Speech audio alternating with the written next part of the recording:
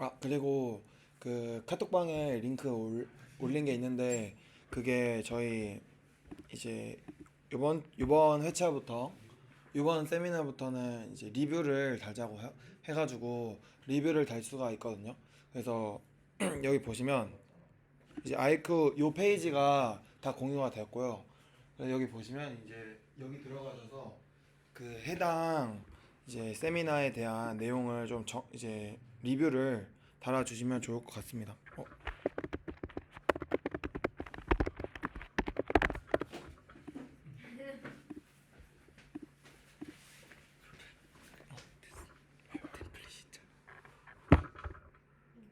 I know.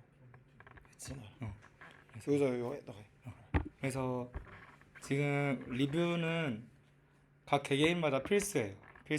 필수로 달아주시면 되는 거고, 지금 참고 링크가 있어요. 그래서 지금 여기 이거 클릭하시면 얘네들을 저희가 따라해서 만든 건데, 이런 식으로 달면 되는구나 생각을 하시면 되고, 그리고 저도 샘플로 제가 사회 리뷰를 이렇게 달아놨어요.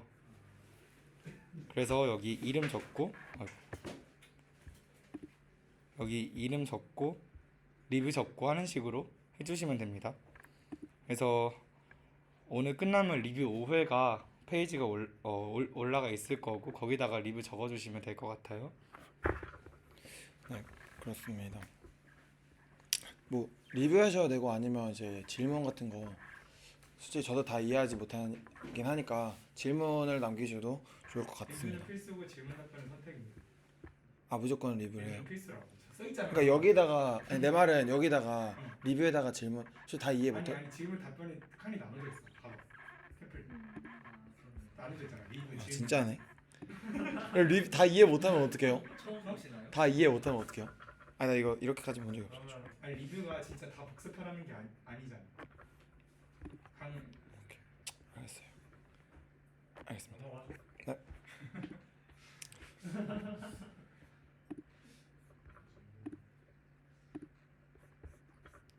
네, 그래서 이제 팀별 발표부터 진행하도록 하겠습니다.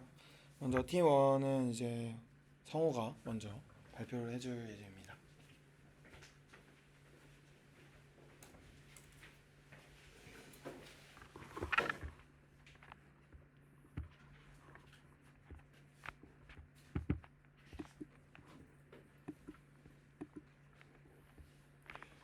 팀1 발표를 맡은 전성후고요. 일단 저희조 같은 경우에는 매주 회의를 화요일 날 진행하는데 아무래도 이번 화요일이 하붕이었다 보니까 하붕을 좀 참석하는 게 어떻냐 해서 이번에는 전체 회의는 진행을 안 하고 저희가 시뮬러리티 팀이랑 오브젝트 디텍션 팀 이 두 팀으로 나뉘는데 각자 팀별로 회의를 진행한 다음에 회의록을 작성하는 것으로 이제 회의를 대체했습니다. 먼저 시뮬러리티 계산하는 팀 같은 경우에는 지난주에 이어서 데이터셋 코드를 작성을 했고 코드는 다음과 같고요. 그 다음에 다음 코드에 대해서 수정 사항에서는 먼저 저 패밀리 아이디를 수정하기 위해서 이 두 가지를 사용해서 파일 경로를 수정하기로 했고, 또 이 get 아이템 함수의 리턴 값을 튜플 형태로, 그리고 내부에 7개의 텐서와 1개의 패밀리 아이디 값을 가지도록 수정을 하도록 했습니다. 그리고 아무래도 이제 시험 기간이다 보니까 중간고사 이후에 해야 할 일을 정했는데, 일단 수정 사항을 완료하고 그 다음에 모델 코드를 작성하고 또 이제 학습 코드를 이제 딴 다음에 학습을 시키는 그런 방향으로 일단 대충 방향을 정했습니다. 그리고 저희 오브젝트 디텍션 팀 같은 경우에는 먼저 두 개의 코드를 저희가 지난 시간에 이어서 구현을 했는데, 첫 번째는 페이스 데이터셋, 그리고 두 번째는 파인 튜닝 테스트입니다. 저희가 오브젝트 디텍션 팀이 하는 게 얼굴에 있는 눈, 코, 입, 귀를 이제 인식을 해서 바운딩 박스를 찾는 그런 거를 하는데, 먼저 이 페이스 데이터셋을 만들어서 저희가 사용하는 그 데이터셋을 만들고 데이터 로더를 제대로 할 수 있도록 구현하는 걸 목표로 했고, 파인 튜닝 테스트 같은 경우에는 이게 저희가 만약에 제대로 잘 작동하는지, 그리고 저희가 가지고 있는 데이터셋으로 학습을 할 수 있을지를 이제 확인하기 위해서 이 파이토치 튜토리얼 중에 마스크 RCNN을 이용한 파인 튜닝 코드가 있습니다. 그거를 약간 수정을 해서 저희 데이터셋에 맞게, 그리고 마스크 RCNN 대신에 저희가 사용하기로 한 베스트 RCNN으로 고쳐서 그것이 이게 제대로 작동하는지를 한번 확인해 보기로 했습니다.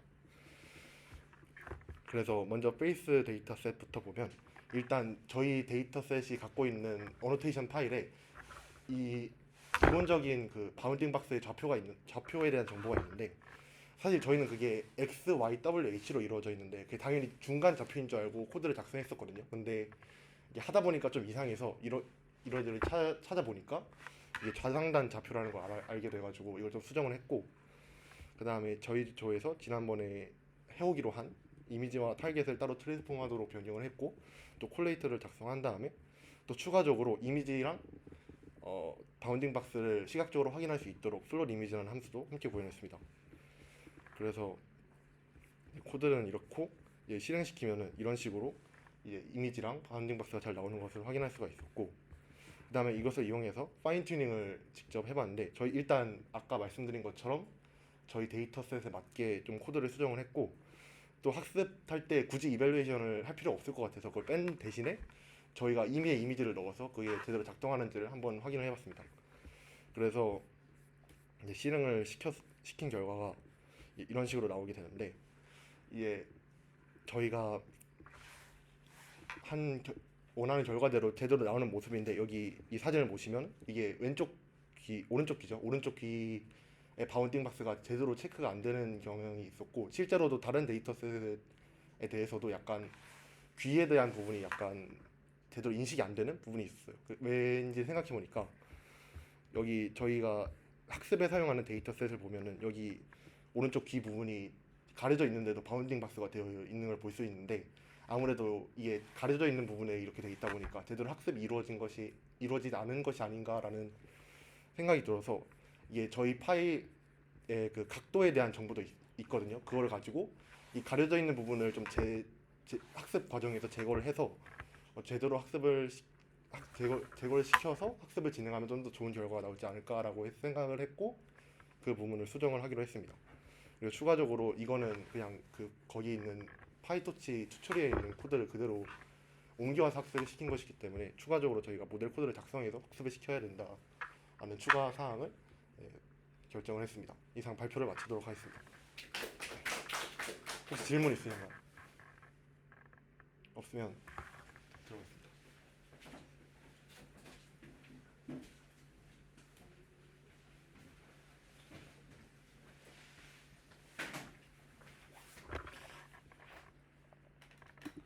안녕하세요. 팀2 발표자 강지원입니다.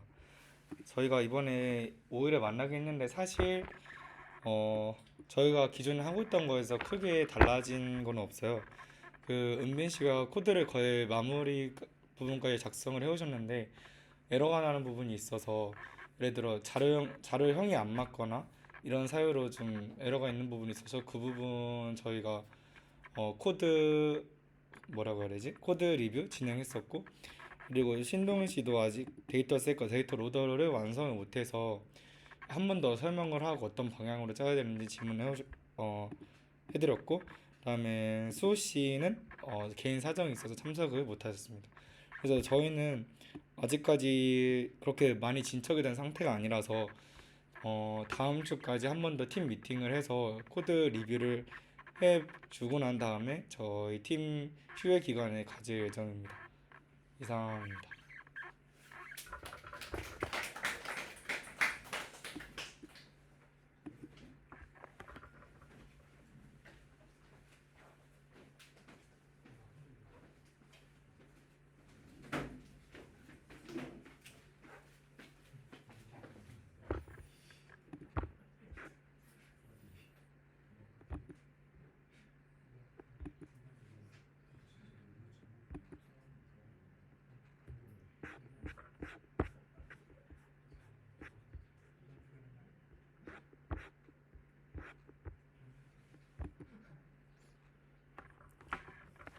안녕하세요. 팀3 발표를 맡은 이남석입니다. 저희 팀3에서는 CS224N 스터디를 진행하였는데요. 4강, 5강 발표를 진행하였고 그리고 추가적인 내용으로는 저희 CS224N이 종료된 이후로 파이토치 튜토리얼이나 그런 뭐 코드 작성 그런 거 같은 강의를 추가적으로 진행할 예정이라고 스터디장님께서 말씀하셨습니다. 그리고 저희가 이번 강의에서 한 내용을 간단하게 설명드리면 저희는 이제 자연어 처리를 하고 있기 때문에 자연어 처리에 있어서 이제 언어의 의존성, 이러한 언어의 모호성 이런 것들을 해결하기 위해서 그런 강의 내용이었는데요. 일단 이 예시를 보시면 같은 문장이지만 두 가지 의미로 해석되는 걸 알 수 있습니다. Scientists count whales from space라는 문장이 이제 과학자들이 우주에서 고래를 본 거라고 해석할 수도 있지만 과학자들이 이제 우주에 있는 고래를 보았다고 해석할 수도 있잖아요. 어쨌든 이러한 가능성을 우리는 인간이기 때문에 바로 일반적인 상식선에서 첫 번째 가능성이 맞다고 생각하지만 이제 컴퓨터 같은 경우는 멍청하기 때문에 이런 거를 모르잖아요. 그래서 우리는 이러한 문제를 해결하기 위해서 이제 그 단어와의 관계성에 집중을 해보았는데요. 일단 이 문제가 발생하는 거를 생각해 보면 from space가 이제 어떤 위치에서 수식이 되느냐. 뭐 scientist가 from space가 돼버리면 scientist가 과학에서 본 거니까 어느 정도 우리가 이해하는 선이 되겠죠. 근데 이제 count whale이 from space가 돼버리면 이제 고래가 스페이스에 있는 거기 때문에 이런 관계성에 집중해서 이런 관계를 잘 처리할 수 있는 그러한 방법을 이야기해 보았고요. 뭐 이러한 관계성에 대한 뭐 역사가 오래되었다. 그리고 이러한 관계성을 나타내기 위해 디펜던시 파싱을 이제 이렇게 표로 그래프로 나타낼 수 있고 그리고 이런 식으로 나타내는 방법을 여러 가지 방법인데 다이나믹 프로그램이랑 뭐 그래프 알고리즘 이런 식으로 여러 가지가 있는데 여기서 이제 그리디한 방법으로 이렇게 한 가지 알고리즘을 설명해주고 그리고 다음 장으로 돌아가면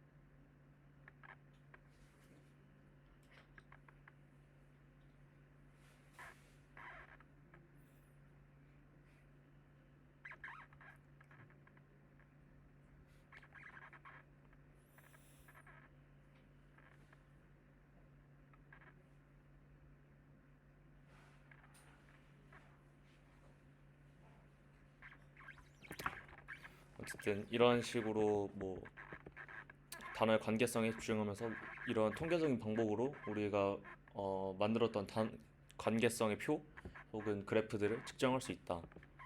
그리고 여기에서부터 설명드릴 내용은 이런 두 가지 방식이 있는데 그리디하게 만드는 방법과 그리고 그래프를 이용해서 만드는 방법이 있는데 그래프를 만드는으로서 이제 사용하는 방법 같은 경우는 이제 이러한 단어의 관계성을 모든 가지수를 다 계산해서 그 중에 최적의 결과를 내는 한 가지를 선택하는 거고 그리디한 방법은 단어의 순서대로 입력해서 이제 그 입력값에 맞는 것들을 이제 측정하면서 변화시키는 건데요.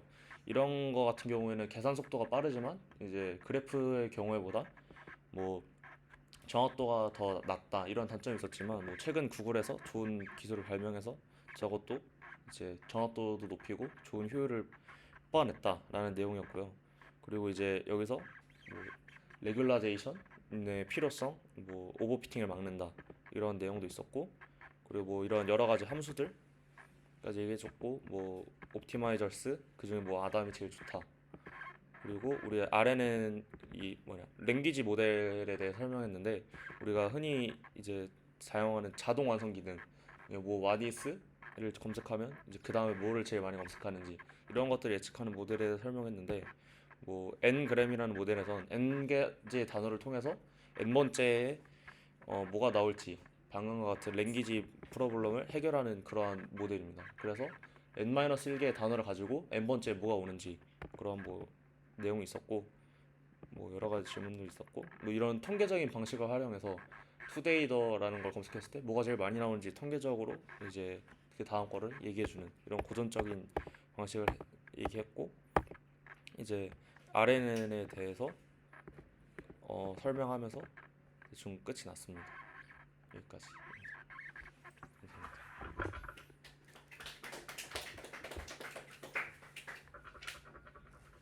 뭐 질문 있으시나요? 있으면 여기까지 하겠습니다. 다음 주인데 네, 저희는 3주간 휴일을 거치고 11월 4일에 다시 하기로 했습니다.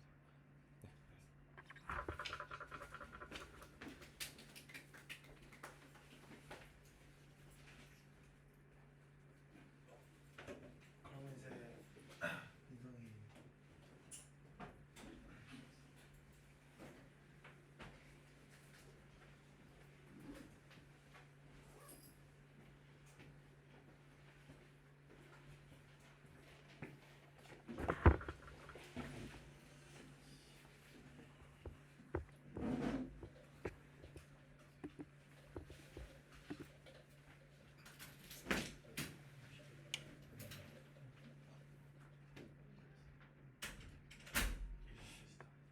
그래프가 재미없긴 하죠. 제 거 어디 있나요? 네? 제 거 어디 있나요? 아 여기 있네. 거기 보면 뒤에는 아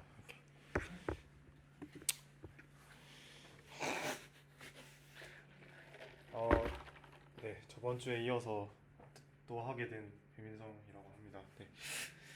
오늘 이제 그래서 저번 시간에 하던 내용을 좀 이어서 할 건데 아무래도 기억이 잘 안 나실 테니까 짧게 리캡을 하고 넘어가 보자면요. 일단 왜 그래프를 쓰냐 하면은 많은 데이터들이 실제로 그래프 형태로 존재할 수 있기 때문이라고 말씀드렸었고, 그다음에 뭐 그래서 이제 우리가 그래프상에서 머신러닝을 돌리고 싶은 건 이제 그런 어떤 노드들 간의 어떤 릴레이셔널한 그런 스트럭처를 잘 분석을 해서 이제 어떤 유의미한 어떤 정보들을 추출해내고 싶다. 그게 어떤 목적이라고 했고요. 그래서 저희가 지금까지 계속 보고 있는 건 이제 실제로 그런 어떤 그래프 데이터에서 그런 어떤 피처를 어떻게 뽑아낼 것이냐에 대한 representation learning이라는 분야를 계속해서 보고 있고요. 그래서 저 U라는 노드에 대해서 어떤 이제 D-다이멘셔널 벡터로 이렇게 인베딩 할 수 있는 함수 F를 우리가 찾는 것이 결국에 목적이다라고 얘기를 드렸었습니다. 그래서 저번 시간에는 이제 뭐 실제로 어떻게 적용될 수 있냐, 그래서 여러 가지 예시들을 함께 봤었고요. 그리고 이제 그래프를 이해하는 데 필요한 기본적인 뭐 지식들, 뭐 디그리, 바이파르타이트 그래프, 뭐 어드전시 매트릭스, 어드전시 리스트, 다양한 타입의 그래프가 존재한다 얘기 드렸었고, 이제 머신러닝 방법론이 실제로 적용되기 전에 실제로 피처 엔지니어링을 사람들은 트레디셔널하게 어떻게 했었나 라고 해서 이제 크게 노드 레벨, 링크 레벨, 그래프 레벨로 나눠서 이야기를 드렸었고, 그 이제 저번 시간에 그래서 봤던 게 노드 레벨이랑 링크 레벨까지 저희가 봤었는데, 노드 레벨 같은 경우에는 뭐 디그리, 네, 이제 디그리는 이제 이웃들의 임포턴스를 이제 고려 안 한다는 문제점이 있었어서 걔를 조금 보완하기 위해서 나왔던 센트럴리티라는 개념. 그다음에 이제 클러스터링 코에피션트랑 이제 그걸 조금 더 일반화한 이제 그래프렛 디그리 벡터라는 개념까지 봤었고, 그리고 링크 레벨 같은 경우에는 이제 이 링크 페어를 실제로 예측하는 이제 어떤 방법론이 뭐가 있냐 했을 때 이제 뭐 실제 이제 두 노드 상의 노드 간의 최단 거리를 통해서 이제 구하는 뭐 디스턴스 베이스나 이제 뭐 실제로 그 두 개의 노드가 있을 때 두 노드의 이웃이 얼마나 겹치나 하는 로컬 네이버후드 오버랩 같은 거랑 이제 로컬 네이버후드 오버랩의 이제 단점을 보완하기 위해서 나왔던 이제 전체 데이터를 이제 살펴보는 글로벌 네이버후드 오버랩이라는 걸 봤었고, 걔는 이제 우리가 어떤 이제 모든 길이의 패스를 두 노드 간의 모든 길이의 패스를 이제 계산을 해야 되는데, 그거 계산을 할 때 우리가 이제 어드전선시 매트릭스를 이제 거듭 제곱하면 그 패스로 자연스럽게 디라이베이션이 된다는 거 같이 봤었고, 그래서 카치 인덱스라는 애는 저런 식으로 정의가 돼서 이제 뭐 저 값이 수렴을 해서 우리가 클로즈드 폼으로 저렇게 나타낼 수 있다. 여기까지 봤었습니다. 그래서 이제 지금부터 할 얘기는 이제 노드 레벨이랑 링크 레벨을 봤으니까 그래프 레벨을 봐야 되잖아요. 그래서 그래프 레벨에서 우리가 얻어낼 수 있는 피처를 어떻게 이제 트레디셔널하게 익스트랙션을 했었는가에 대한 얘기를 해보도록 할게요. 그래서 일단 기본적으로 그래프 레벨 피처를 얘기하기 전에 이 그래프 이 커널이라는 걸 좀 많이 쓰거든요. 그래서 여기서 커널 머신, 커널이라고도 하는데 얘가 뭔지 일단 간단하게만 한번 보고 그러고 이제 저기 나와 있는 크게 두 가지 방법론이 있는데 이 그래프 렛 커널이라는 거랑 이 바이스 페일러 레만 커널, WL 커널이라고 훨씬 많이 말하는데 어쨌든 이 두 가지를 볼 건데 저희가 이 커널이라는 게 뭔지 한번 보도록 하겠습니다. 이 커널이라고 하는 건요 뭐냐면 이제 어떤 이제 데이터 간의 어떤 유사도 시뮬러리티를 이제 표현하는 어떤 값이라고 보면 돼요. 그래서 지금 여기 보면 G라는 그래프랑 G'이라는 그래프가 있을 때 걔 두 개를 이제 파라미터로 받아서 이렇게 라지 K라는 애는 이제 실수예요, 실수. 그 스칼라 값인데 그래서 이제 얘 같은 경우에는 이제 어떤 그래프 간의 어떤 유사도를 나타내는 어떤 값이라고 생각을 하시면 됩니다. 네, 이제 여기서 보면은 이제 뭐 이거를 이제 행렬로 표현한 걸 이제 뭐 커널 매트릭스라고 한다. 그렇게 얘기가 돼 있고 그다음에 이제 이 커널 매트릭스에 대해서 이제 이 파이라는 애는 이제 벡터예요, 벡터. 일종의 벡터인데 이제 그래서 이 G라는 그래프에 대한 이제 벡터 파이 G랑 이제 G'이라는 그래프에 대한 벡터 파이 G'을 이제 트랜스포즈를 했다는 건 다 프로덕트를 했다는 거겠죠. 그래서 다 프로덕트를 하면 이제 이 커널 값이 나오는 거예요, 실제로. 그래서 그걸 이제 만족하는 파이를 찾는 게 우리의 목표라고 보면 되겠습니다. 그래서 이런 거를 이제 커널 머신이라고 하고 보통 이제 ML 쪽에서 굉장히 또 많이 쓰이는 방법론 중에 하나다라고 생각을 하시면 됩니다. 그래서 이제 이 커널은 결국에 우리가 이 파이 함수를 찾는 거예요. 결국에 우리의 목적은. 그래서 이 파이를 도대체 어떻게 찾을 것이냐, 이 그래프 G를 이제 어떻게 이렇게 벡터꼴로 만들 수 있을까에 대한 얘기를 여기서 좀 할 겁니다. 저희가 저번 시간에 어쨌든 넘어가기 전에 이 파이 G라고 하는 어떤 우리가 그래서 피처 레프레젠테이션 이 함수를 찾는 게 결국의 목표인데 이제 얘의 기본적인 아이디어는 혹시 뭐 백 오브 월즈라는 거 들어보신 적 있으실지 모르겠는데 백 오브 월즈가 뭐냐면 보통 NLP 쪽에서 제일 이제 기초적으로 많이 쓰이는 방법 중에 하나인데 그냥 이제 어떤 뭐 백 오브 월드라는 건 어떤 다큐먼트가 있을 때 이제 그 다큐먼트에 대해서 이 뭐 순서 이런 거는 상관 안 하고 그냥 어떤 단어가 몇 번 나오는지를 카운트하는 거예요. 그냥 카운트해서 그냥 이제 걔들 일종의 피처로 우리가 쓰겠다 이런 거를 이제 보통 백 오브 월즈라는 뭐 BOW라고 줄여서 많이 얘기를 하는데 얘를 그냥 그래프에 나이브하게 적용을 시켜봤을 때 노드들을 이제 실제로 워드처럼 이제 생각을 하는 거죠. 이게 뭔 말이냐면 그러니까 이제 노드들도 사실 저번 시간에 제가 종류가 있을 수 있다고 했잖아요. 그래서 뭐 지금 제가 그래프 레벨을 설명할 때는 노드의 색깔로 이제 표현할 거예요. 색깔로. 근데 이제 보면은 이 그래프랑 엣지 자체 구성은 다르지만 노드 4개가 다 빨간색 그러니까 레드 타입에 들어가는 노드라고 생각을 했을 때 그냥 얘네들은 노드 둘 다 레드 노드 4개로 구성이 돼 있으니까 그냥 같은 피처 벡터를 내놓게 된다라고 생각을 한다는 거죠. 이런 방법론을 이제 적용하는 걸 이제 우리가 뭐 백 오브 노드라고 할 수 있겠죠. 이름을 좀 바꿔서 말하면. 그래서 근데 그거는 너무 솔직히 말하면 정보가 없잖아요. 너무 인포메이션 로스가 심하기 때문에 뭐 예를 들어서 이 두 개의 그래프가 실제로는 빨간색 노드 4개로 이루어져 있지만 디그리를 가지고 우리가 100을 만들면 어떻게 될까라고 생각을 해보면 이제 뭐 디그리가 1인 게 초록색, 2인 게 보라색, 3인 게 이제 노란색으로 표현을 했을 때 뭐 이렇게 표현이 되면은 이제 두 개의 그래프 이 엣지 구성에 따라서 이 디그리가 몇 개인지는 다르게 나오겠죠, 당연히. 그래서 조금 더 우리가 인포메이션을 얻은 어떤 그런 피처 벡터를 만들 수가 있을 거예요. 근데 이제 어쨌든 뭐 이것도 충분히 물론 정보를 반영한다고 볼 수는 없겠지만 뭐 이런 방법론을 쓰겠다는 거죠. 그래서 그래프의 커널이랑 이 WL 커널 둘 다 bag of star representation을 쓴다고 돼 있어요. 그래서 이 star라고 하는 애를 통해서 이제 걔를 카운트를 해가지고 이제 걔가 몇 번 나왔나 걔를 이제 피처 벡터로 우리가 쓰겠다 이 말이에요. 그래서 여기 보면 스타라고 하는 애는 실제 노드 디그리보다는 훨씬 더 이제 조금 더 복잡한 이제 좀 어떤 개념을 써서 우리가 실제로 걔들을 카운트해서 피처 벡터로 쓰겠다. 요것만 이해하시면 됩니다. 그래서 그래프의 커널이라는 것도 보면 근데 우리가 사실 저번 시간에 노드 레벨 피처를 얘기할 때 이런 그래프에서 얘기를 했는데 그거랑 조금 달라요. 어떤 일종의 서브 그래프 같은 느낌은 맞는데 약간 개념이 조금 달라서 혼동하실 수 있는데 좀 다른 거라는 걸 알고 이제 설명 들어주시면 될 것 같습니다. 그래서 여기서 말하는 그래프에서 정의는 이제 노드 레벨 피처에서 정의하는 그 그래프의 정의랑 조금 다른데 그냥 뭐 여기 뭐 여러 개로 나와 있는데 그냥 바로 보면 이해가 더 빠를 것 같아서 바로 볼게요.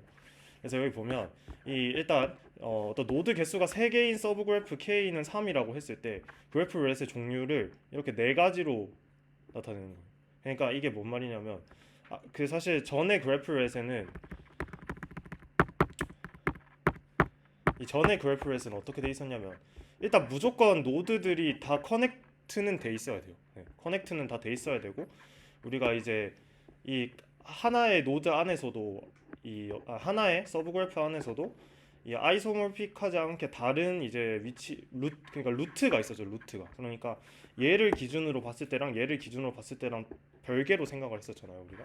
근데 우리가 그렇게 생각하는 게 아니고 이제부터는 이 그래프 레벨 피처에서 말하는 그래프 렛에서는 그냥 요거 하나를 덩어리로 보겠다는 거죠. 그러니까 얘들 3개가 이렇게 다 연결돼 있을 수도 있고 이렇게 2개만 연결돼 있을 수도 있고 하나만 연결돼 있을 수도 있고 하나도 연결 안 됐을 수도 있다는 거죠. 네. 그래서 총 이렇게 4개의 그래프 렛이 나오게 된다. 네. 그리고 K는 4일 때는 이제 뭐 이렇게 11개의 그래프 렛이 나오게 된다. 네. 이렇게 이해를 하시면 됩니다. 그래서 이런 식으로 그래프 렛을 우리가 새롭게 정의를 하고 나서 이제 어떻게 할 거냐면 이제 이 벡터를 이제 어떻게 만들 거냐 하면 실제로 그냥 이렇게 만드는 거예요. 어떻게 만드냐면 이제 이런 우리가 원래 그래프 G가 있다고 했을 때 K는 3에 대한 어떤 그래프 렛 커널 벡터를 만든다고 하면은 이제 아까 제가 말했듯이 이렇게 G1, G2, G3, G4 형태로 서브 그래프가 총 4개가 나올 수 있잖아요. 그럼 이 모양이 실제 이 그래프에서 몇 개 있는지를 그냥 체크하는 거예요. 그래서 완벽히 이렇게 다 연결된 완전 그래프 형태의 이 삼각형은 여기서 하나밖에 없죠. 여기에.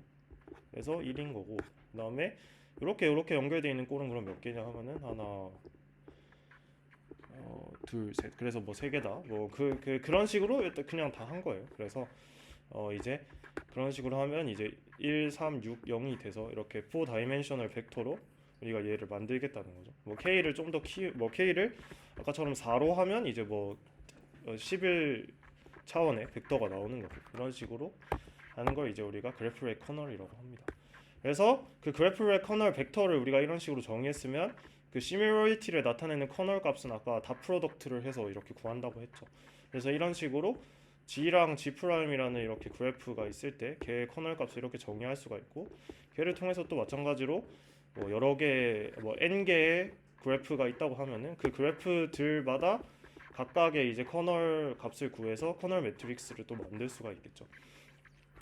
네, 그렇게 하는 게 그래프의 커널인데 그래프의 커널의 문제점은 이제 만약에 이제 G랑 G'이 그 커널 벡터 이제 사이즈가 이제 뭐 다르면은 이제 그거 자체로 일단 문제가 되겠죠. 그래서 이제 그러니까 이게 뭔 말이냐면 그러니까 이 작은 그래프 안에서도 이렇게 뭐 1개, 3개, 6개, 0개 이런 식으로 나왔는데 내가 다른 어떤 그래프에서 한다고 했을 때 그 썸이 일정하지는 않을 거잖아요. 여기 나오는 애들의 썸이 지금은 10이라고 돼 있지만 뭐 노드 개수는 똑같아도 뭐 엣지를 어떻게 있느냐에 따라서 또 다른 이렇게 또 피처 벡터가 나올 수 있기 때문에 그걸 막기 위해서 노멀라이즈를 해준다는 겁니다. 노멀라이즈를 해주면 이 값들이 좀 더 일정해지겠죠. 그래서 노멀라이즈를 해서 보통 많이 적용을 한다. 네, 그렇게 생각하시면 되겠습니다.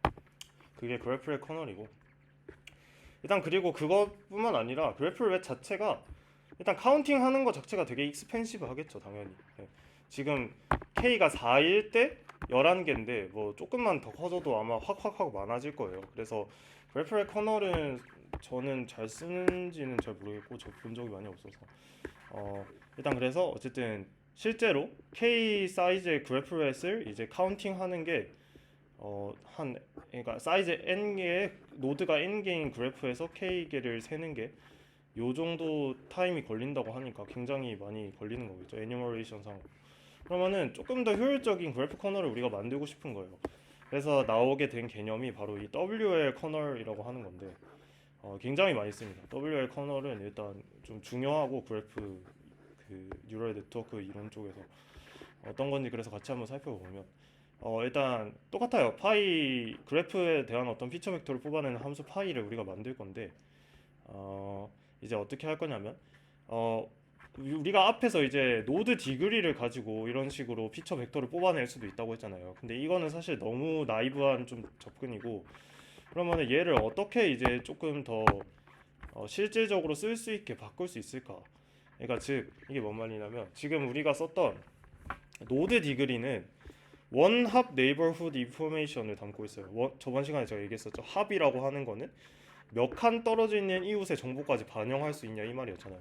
그러니까 결국에 디그리라고 하는 거는 내 옆에 있는 애들만 결국에 보는 거기 때문에 자기한테서 한 칸 멀어진 애들밖에 반영할 수가 없는 거잖아요. 그래서 그런 것들을 조금 어떻게 해결할 수 있을까라고 해서 걔를 조금 제너럴라이제이션 한 버전이에요, 그냥.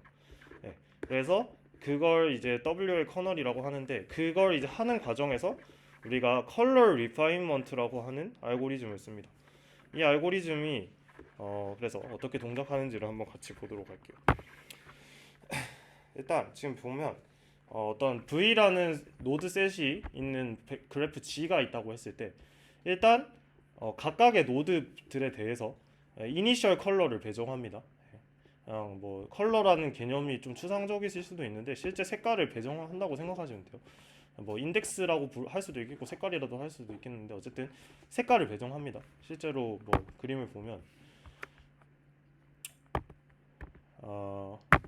일단 지금 여기 보면은 그냥 여기서는 숫자로 표현이 돼 있죠. 그래서 그냥 이니셜 컬러를 모든 노드에다가 각각 그냥 적용을 하는 겁니다. 그래서 어쨌든 그런 식으로 이니셜 컬러를 이제 배정을 해요. 걔를 우리가 C0라고 했을 때 이제 여기 위에 있는 제로는 이제 여기 위에 있는 숫자는 이 스텝이 실제로 몇 번 적용됐는가를 나타내는 인덱스라고 생각하시면 되고, 그래서 이 스텝이 한 번씩 적용될 때마다 얘들이 컬러를 계속해서 바꿀 거예요. 그러니까 컬러를 계속해서 바꿔 나가는데 그 과정이 어떻게 돼 있냐면 여기 보면 이제 CKV, 그러니까 자기 자신, 그러니까 지금 K 플러스 1 스텝에서의 이 컬러 리파이먼트가 어떻게 됐느냐를 보는 건데, K 번째에서 이제 자기 자신, V 자기 자신이 어떤 컬러를 가지고 있고, 그 다음에 이 U라는 애는 이 V의 네이버후드 집합이죠. 네이버후드에 있는 애들의 컬러 정보까지 우리가 다 적용을 시켜서 걔를 이제 해시라고 하는 건 뭐냐면 그냥 실제로 어떤 느낌이냐면 실제로 이런 해시 테이블이 있어서 내가 만약에 1,1이라는 정보를 담고 있으면 걔를 이제 2로 바꾸겠다 이런 키밸류 쌍으로 대응되어 있는 테이블이 실제로 있는 거예요. 그래서 걔를 가지고 우리가 해시 펑션을 적용을 해서 이제 이 인풋을 이제 다 어떤 실제 컬러로 바꾼다라고 생각을 하시면 됩니다. 그래서 이런 식으로 해서 컬러 리파이먼트를 라지 K 스텝만큼 진행을 한 이 컬러 뭐 벡터라고 할 수도 있겠죠. 그 이 벡터 CKV는 K 헙 네이버후드의 구조를 서머라이즈 한 거랑 같겠죠. 왜냐하면은 그 예시를 보면서 한번 볼게요. 왜 그러냐면 일단 처음에 이 두 개의 그래프에 대해서 동시에 우리가 어떻게 이제 컬러 리파이먼트가 적용이 되는지를 같이 볼 건데, 이 이니셜 컬러는 뭐 1이라고 다 돼 있다고 적용을 해봅시다. 그러면은 일단 처음엔 다 1일로 해놨어요. 그 다음에 aggregate neighboring color, 그러니까 내 이웃에 있는 컬러들을 실제로 이제 적용을 시키는 거죠. 일단 여기 보면은 일단 자기 자신의 정보인 1이 또 1이 있고, 그 다음에 내 이웃은 지금 얘 같은 경우에는 얘를 기준으로 지금 얘가 있잖아요. 뭐 지금은 다 1이라서 이게 뭐 하는 건지 별로 안 와닿으실 수도 있는데, 그러니까 얘들의 정보를 어쨌든 어그리게이트해서 이렇게 하나로 모았다는 거죠. 예, 정확한 뭐 임플리멘테이션이 진짜 이런 방식인지 모르지만 대충 이런 식이라고 이해하시면 돼요. 그래서 1이 반영이 돼서 얘는 이제 3개짜리 이런 식의 어떤 노드로서 다시 표현이 된다. 얘를 이제 모든 노드에 대해서 한번 하는 거예요. 그러면은 스텝 한 번이 적용이 되겠죠. 걔에 대해서 이제 이 컬러들이 이렇게 있으면은 해시 펑션을 이제 적용을 하는 건데, 실제로 이제 그래서 이 1,1이라고 하는 애는 2라는 이제 값으로 대응이 되는 거고, 뭐 여기 색깔은 빨간색으로 해놨네요. 그래서 뭐 1,11이라고 하는 애는 3으로 적용이 되는 거고, 이런 식으로 이 테이블상에서 매치되는 컬러들로 얘를 이제 배정을 다 하는 거예요. 그러면은 이제 일단 지금 이거는 디그리의 정보만 일단 반영이 됐겠죠. 한 번 한 거니까. 맞죠? 자기 옆에 있는 애들을 어그리게이팅 한 거니까 이제 어쨌든 디그리랑 사실상 똑같은 지금 정보를 다 가지고 있는 건데, 얘를 이제 또 반복을 다시 할 거잖아요. 그러면은 이제 얘에 대해서 또 이제 어그리게이팅을 하는 거예요. 그러면은 이제 얘 같은 경우는 지금 얘를 기준으로 봤을 때 3, 4, 5라는 정보가 배정되어 있으니까 다시 얘를 이제 3, 4, 5로 만드는 거죠. 4, 3, 4, 5 이런 식으로. 그것도 모든 벡터 노드에 대해서 해요. 그러면은 이제 얘를 이제 또 이 어그리게이트 된 이 정보를 다시 또 해시 테이블상에 대응을 시켜서 또 그 컬러로 배정을 하는 거죠. 그러면은 또 이게 또 업데이트가 되고 이런 식으로 진행이 되는데, 일단 기본적으로 내가 한번 업데이트를 했을 때 여기 들어있는 정보 자체가 자기 이제 이 친구의 이웃에 있었던 애들의 정보를 이제 다 담고 있는 거잖아요. 맞죠? 그러면은 얘를 다시 한 번 더 업데이트를 하면은 이제 얘 같은 경우에는 얘의 정보뿐만 아니라 얘의 이웃의 정보까지 한 번 더 이어서 받는 거겠죠. 맞죠? 그래서 걔가 계속해서 누적해서 쌓이기 때문에 이제 1합, 2합, 3합, 4합 이런 식으로 그 정보가 계속해서 반영이 되겠죠. 그래서 이런 식으로 우리가 디파이먼트를 하게 되고, 실제로 그래서 뭐 이런 식으로 했다고 했을 때 우리가 해시 테이블 상에 실제로 배정해 놓은 컬러의 종류가 뭐 13개가 있었다고 하면은 그 13개에 대해서 이렇게 피처 벡터를 만들어서 실제로 이제 이 그래프 상에서 이제 여기 보면은 WL kernel counts number of nodes with a given color. 그러니까 이 컬러를 가지고 있었던 노드가 실제로 몇 개 있었냐를 이제 그 벡터로 만드는 거죠. 그래서 이 벡터를 이렇게 만들어서 똑같이 걔를 파이처럼 우리가 생각을 한다. 이렇게 생각하시면 됩니다. 그래서 이런 방식으로 하는 거를 우리가 WL 커널이라고 한다. 그래서 그래프 레벨의 피처는 이제 이렇게 크게 두 종류가 있고요. 그래서 그래플렛 같은 경우는 실제 이제 부분 그래플렛을 카운트하는 거죠. 그래서 백 오브 그래플렛이라고 할 수가 있고, 이 WL 커널은 이제 이 컬러 리파이먼트라는 알고리즘을 적용을 해서 이제 K-합 네이버후드를 이제 체킹하는 거고, 이제 실제로 이제 벡터를 만들 때는 이 배정되어 있는 컬러들을 이제 카운트해서 백 오브 컬러라고 해서 생각하시면 된다. 이제 그래서 근데 이 WL 커널이 왜 컴퓨테이셔널리하게 이 효율적이냐면, 실제로 왜 그런지 생각을 해보면 이제 이 결국에 일종의 어쨌든 그 네이버후드에 있는 어쨌든 노드들의 정보를 이제 내가 받는 거잖아요. 그러면은 얘는 노드의 개수에 따라서 시간 복잡도가 정해지는 게 아니고 엣지의 개수에 따라서 시간 복잡도가 정해지는 거예요. 네. 그러니까 실제로 제가 저번 시간에 얘기했지만 실제로 쓰이는 그래프 데이터에는 되게 스파이스한 애들이 많은데 엣지가 실제로 몇 개 없을 수도 있어요. 근데 만약에 그거를 우리가 모든 노드에 대해서 다 체킹한다고 하면은 사실 비효율적일 거잖아요. 맞죠? 그래프렉 같은 경우에도 정해진 사이즈의 어떤 서브 그래프에 대해서 어쨌든 다 카운팅을 해야 되기 때문에, 근데 그거에 비해서는 연결돼 있는 엣지들에 대해서만 그 정보를 얘가 어그리게이팅 하는 거니까 훨씬 더 조금 효율적으로 이제 진행을 할 수가 있다는 거죠. 그래서 그런 의미에서 조금 이피션트하다고 생각하시면 되고, 이 WL 커널은 실제로 어떻게 응용이 많이 되냐면 제 PPT에는 나와 있진 않지만 얘 자체가 일단 그래프 뉴럴 네트워크랑도 굉장히 상관이 많이 돼 있고, 실제로 얘는 이 WL은 WL 커널, WL 메소드라고도 하는데, 얘는 실제로는 원래 그래프 아이소모피즘을 테스트하는 알고리즘 중에 제일 유명한 애예요. 그러니까 아이소모피즘이라고 하는 거는 결국에 이제 이 어떤 두 개의 그래프가 있을 때 그 두 개의 그래프가 실제로 이제 노드랑 엣지 자체가 이제 같은 구조를 가지고 있냐 그거를 이제 테스팅하는 건데, 실제로 만약에 아이소모픽한 애라면은 얘가 점점 같은 값으로 수렴하겠죠, 맞죠? 네. 그러니까 사실 원래 제가 알기로 그래프 아이소모피즘을 테스트하는 그 알고리즘 자체는 그 문제 자체는 NP 컴플리트 한 걸로 알고 있거든요. 제가 알기로는. 그러니까 우리가 걔를 이제 폴리노미얼 타임 안에 풀 수 있는지도 몰라요.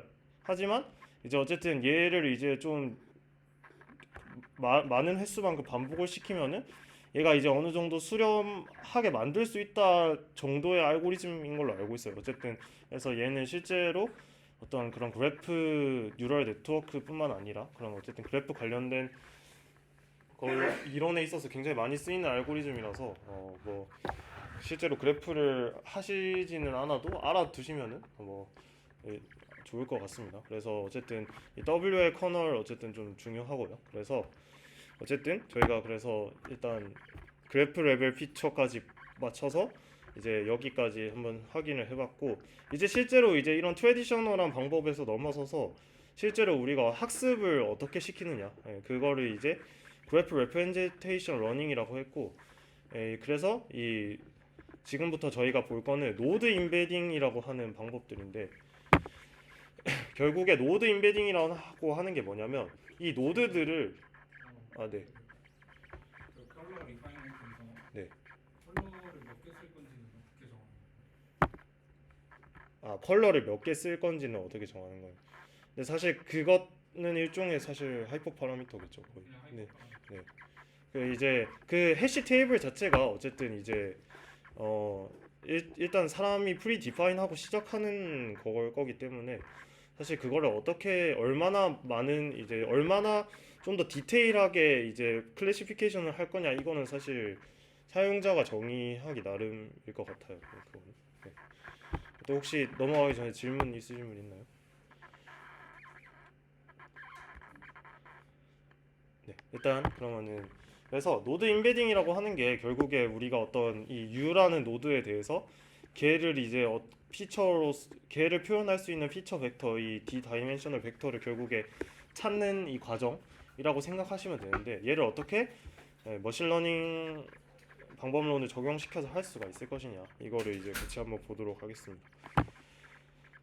그래서 노드 임베딩이라고 하는 건 결국에 이런 거예요. 그러니까 이제 여기 보면은 U라는 실제 네트워크 오리지널 네트워크 상에서 U라는 노드가 있고 V라는 노드가 있을 때 걔를 이제 우리가 어떤 이제 D 다이멘셔널 스페이스에 우리가 임베딩을 하는 거잖아요, 맞죠?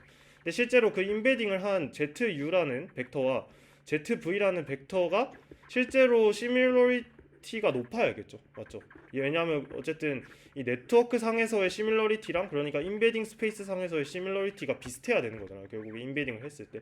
그래서 우리의 목표는 이 오리지널 네트워크에서 U랑 V라는 이 두 개의 노드가 얼마나 시밀러한가를 나타내는 그 시밀러리티 함수의 어떤 값이라고 하면 좀 애매하긴 하니까 뭐 어쨌든 그런 유사도랑 그 이제 임베딩한 이제 그 벡터들의 유사도가 실제로 거의 비슷한 수준이어야 되는 거잖아요, 우리가 학습을 결국에 시켰을 때 잘 됐다는 거는. 그래서 이제 이 U라는 벡터를 결국에 우리가 그래서 정의해야 될 거는 두 가지예요. 이 U라는 노드를 이 임베딩 스페이스 상에 어떻게 인코딩을 시킬 것인가, 걔를 이제 이렇게 표현을 한 거고, ENC라고. 그 다음에 실제 원래 오리지널 네트워크 상에서 이 두 개의 노드의 시밀러리티는 어떻게 표현되는가, 그거를 이제 우리가 정의해야 되는 거고, 이 임베딩 스페이스 상에서의 이제 시밀러리티 같은 경우는 두 개의 벡터를 닷 프로덕트 한 걸로 많이 씁니다. 이거는 이제 물론 이것도 사용자가 정의하기 나름인데, 이거는 거의 약간 국룰 느낌으로 그냥 두 개를 닷 프로덕트 한 거를 많이 써요.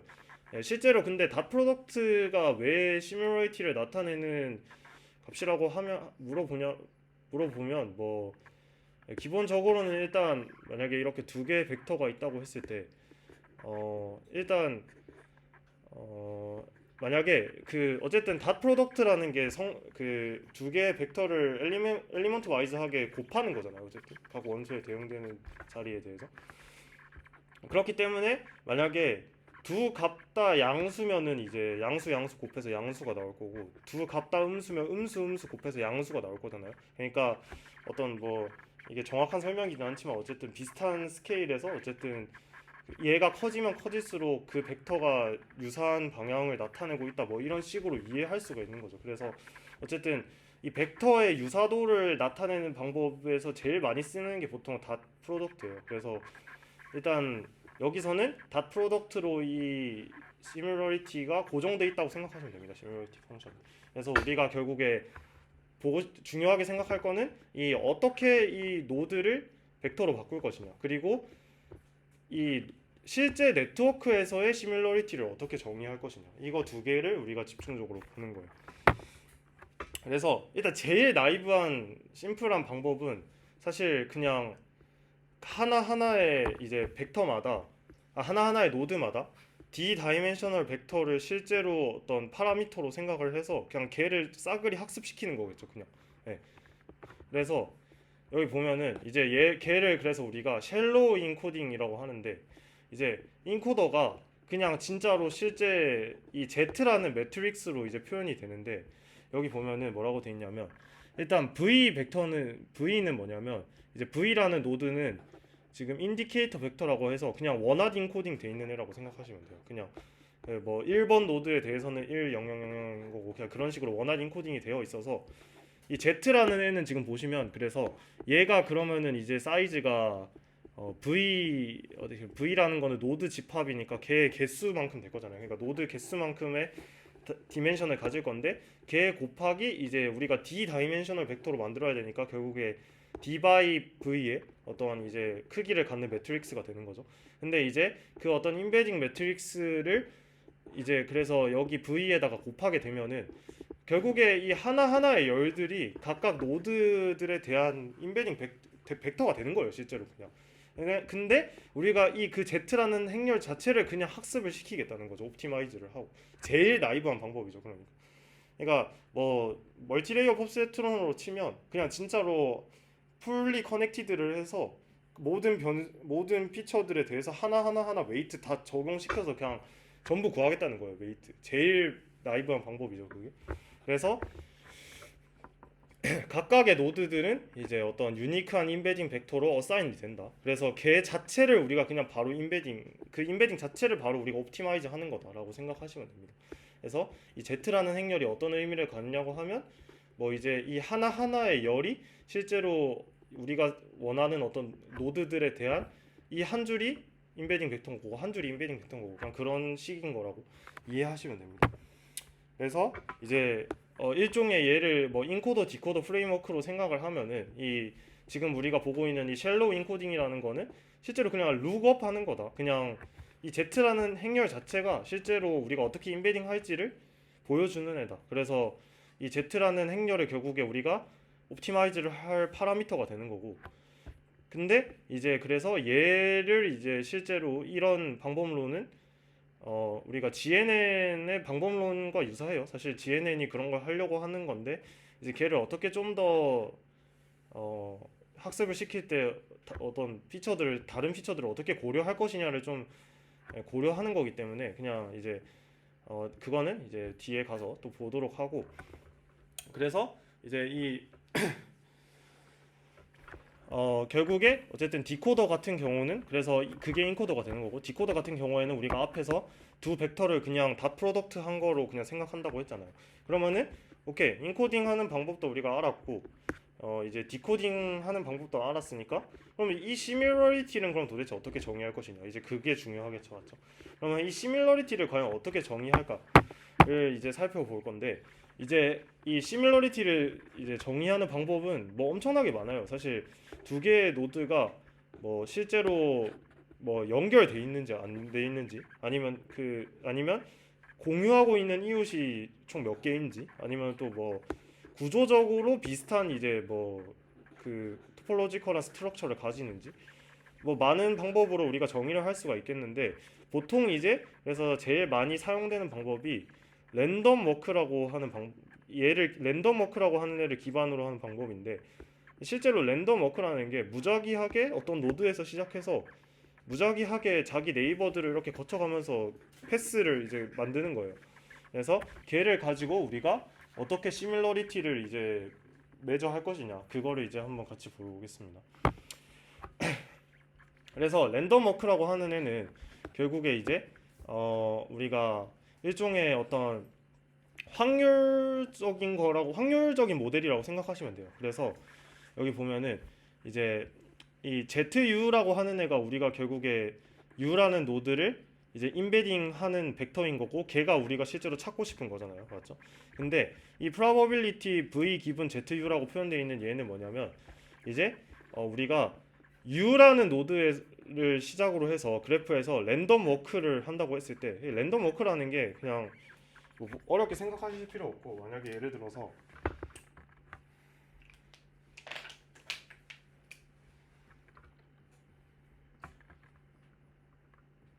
뭐 이런 식으로 그래프가 있다고 하면, 얘가 U잖아요. 얘가 U면은 그냥 이제 얘에서부터 얘로 갈지 그냥 무작위하게 일로 뭐 가고 일로 가고 뭐 이렇게 하면 길이 2짜리 랜덤 워크를 한 거예요. 그냥 무작위로 고르는 거예요. 그냥 자기 이웃들 중에. 예. 그래서 그렇게 했을 때 이 랜덤 워크 상에 저 V라는 벡터가 있으면은 얘 두 개가 어느 정도의 어떤 시밀러리티를 실제 네트워크 상에서 갖는 거다라고 생각할 거라는 거예요, 이제부터. 예, 걔를 이제 그래서 그거를 이제 랜덤 워크 베이스 어떤 시밀러리티라고 하고, 이제 그래서 지금 보면은 PV given by ZU라고 돼 있는 거는 결국에 이 U를 기준으로 시작하는 어떤 랜덤 워크에서 그 랜덤 워크 상에 V가 등장할 확률을 말하는 거죠. 네, V가 등장할 확률을. 그래서 이 확률을 그러면 어떻게 구할 것이냐라고 하면은 뭐 이제 실제로 뭐 우리가 그 어떤 뭐 딥러닝 할 때도 뭐 소프트맥스 함수나 뭐 시그모이드 함수 이런 거를 해서 0과 1 사이로 노멀라이즈를 한 다음에 걔를 우리가 뭐 클래시피케이션에서 써서 뭐 얘가 실제로 이런 어떤 레이블을 가질 확률이다 뭐 이런 식으로 많이 해석을 하잖아요. 그런 것처럼 여기서도 마찬가지로 소프트맥스 펑션이랑 시그모이드 펑션을 써서 이제 이 probability를 이제 예측하는데 이런 논리니어 펑션들을 써요, 실제로. 그래서 뭐 랜덤 워크라고 하는 게 진짜로 실제로 어떤 그래프가 있고 여기 이 스마일 표시가 있는 여기가 스타팅 포인트라고 하면은 랜덤으로 자기 네이버들을 고르는 거예요. 여기 지금 1, 3, 5가 있는데 이 중에서 5를 고른 거죠, 랜덤하게 3분의 1의 확률로. 그러고 나서 이제 또 여기서 랜덤하게 네이버를 고르고 이런 식으로 돼 있어요. 그래서 이런 어떤 이 얘가 방문하는 포인트들을 이제 랜덤하게 방문한 포인트들의 시퀀스를 우리가 랜덤 워크라고 이제 부른다. 네, 그렇게 생각하시면 됩니다. 그래서 결국에 우리가 이 ZU, ZV 이 인베딩한 벡터를 이제 실제로 다 프로덕트한 이 값이 우리가 실제 네트워크 상에서 시밀러리티 값과 유사하게 나와야 되는데, 그 시밀러리티 값을 앞으로 이제 이 그래프 상에서 어떤 랜덤 워크를 했을 때 U라는 노드랑 V라는 노드가 동시에 나올 확률을 이제 대충 그 인베딩 시밀러리티 함수로 정의를 하겠다는 거죠. 그래서 여기 보면 이제 이 U라는 노드에서부터 출발을 해서 어떤 이 랜덤 워크 스트레이트지를 이제 R이라고 했을 때, 그 라지 R의 규칙을 따라서 우리가 랜덤 워크를 했을 때 이제 V라는 노드가 실제로 그 랜덤 워크 상에 등장을 할 확률을 이제 우리가 실제로 측정을 해서 걔를 이제 우리가 어떤 뭐 벡터를, 그러니까 그 시밀러리티로 정의를 하고 이제 걔를 우리가 학습에 실제로 쓰겠다는 거죠. 그래서 뭐 여기 보면은 뭐 학습에서 이제 이 시밀러리티를 이제 인코드 할 때 뭐 이런 코사인 시밀러리티라고 하나요? 네, 이런 걸 사용하기도 한다. 네, 그래서 근데 이제 왜 그래서 랜덤 워크를 쓰냐고 하면, 일단 첫 번째는 이제 기본적으로 이런 식으로 랜덤하게 이렇게 적용을 시키면은 이제 좀 스트럭처럴한 정보를 이제 좀 많이 표현할 수가 있잖아요. 왜냐하면은 이제 그러면 예를 들어서 이 U라는 노드를 기준으로 시작을 해서 길이 K만큼의 랜덤 워크를 했다고 하면은 이제 K-헙 네이버후드에 대한 정보를 어느 정도 얘가 어그리게이팅 했다고 볼 수 있는 거죠. 그래서 그런 어떤 이제 익스프레시비티에서의 장점도 있고, 그리고 이제 이피시언시의 장점에서 보자면 이 U라는 노드를 우리가 학습을 시킬 때 그래프 상에 있는 모든 노드를 볼 필요가 없다는 거죠. 우리가 그냥 이제 모든 노드들을 컨시더하는 게 아니고 랜덤 워크를 정해진 횟수만큼 진행을 해서 그 랜덤 워크 상에 같이 등장한 애들에 대해서만 이제 유의미한 정보를 제공하는 거잖아요, 얘한테. 그래서 이 실제로 트레디셔널한 그런 어떤 방법론들보다 훨씬 더 효율적으로 학습을 진행할 수가 있다. 그래서 이 익스프레시비티랑 이피션시의 그 어떤 측면에서 랜덤 워크가 갖는 장점이 이런 것들이 있다라고 생각을 하시면 되고, 그래서 실제로 러닝을 어떻게 하냐라고 하면은 이제 이 V 노드 셋이 V이고 엣지 셋이 E인 어떤 그래프 G가 있다고 했을 때 우리가 결국에 하고 싶은 거는 이제 U라고 하는 이제 어떤 이 노드가 있고 걔를 이제 D 다이멘셔널 벡터로 매핑하는 펑션 F가 있으면 이 F를 이제 알고 싶은 거잖아요. 우리가 맞죠? F를 학습하고 싶은 건데, 그래서 이 FU의 결과값은 이 인베딩 벡터인 ZU가 나오겠죠. 그러면 이 ZU는 그러면은 이제 실제로 그럼 걔가 학습이 잘 됐는지 안 됐는지 평가를 하는 함수가 있어야 되잖아요, 맞죠? 그래서 보통 이제 이 오브젝티브 펑션을 어떤 식으로 정의를 하냐면 이런 식으로 정의를 하는데, 일단 여기 보면은 이 Z, 그래서 PNRU given by ZU라고 하는 거는 이제 여기 보면 이 ZU라는 이 벡터에 대해서, 그러니까 U로부터 시작한 랜덤 워크에서 이제 여기 보면은 NRU라고 하는 거는 Neighborhood of Node U by Straightg R이라고 했을 때, 그러니까 이 straightg라고 하는 용어가 자꾸 나와서 조금 헷갈리실 수도 있는데, 이 straightg라고 하는 거는 실제로 내가 랜덤 워크를 뭐 예를 들어서 지금 이제 제가 여기 예시에서 설명을 할 때는 그냥 자기 네이버후드 중에 랜덤하게 같은 확률로 뭐 여기는 지금 3개가 있으니까